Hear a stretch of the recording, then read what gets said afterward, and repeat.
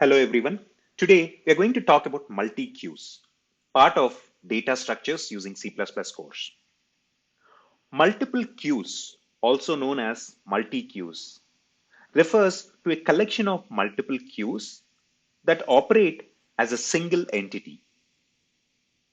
These are used in situations where there is a need to prioritize and manage multiple tasks or items in an organized manner.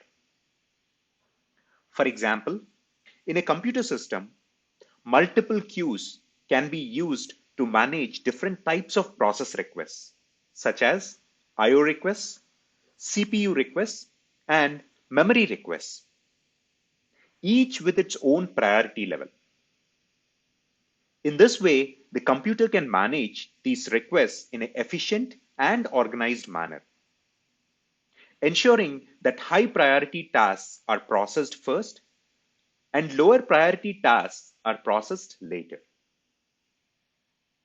Multi-queues can be implemented in a variety of ways, including using multiple single queues, linked lists, or a combination of both.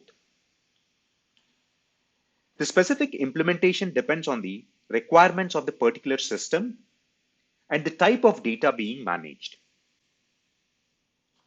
Here is a simple C++ example to demonstrate how multiple queues can be implemented using an array.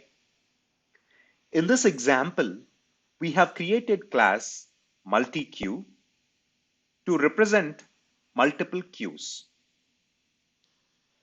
The class has an array front and rear to keep track of the front and rear indices of each queue, and a two-dimensional array items to store the items in each queue. The class provides methods such as enqueue, dequeue, isEmpty, and isFull to add and remove items from the queues and check the status of the queues. Hope this was helpful. Thank you for watching.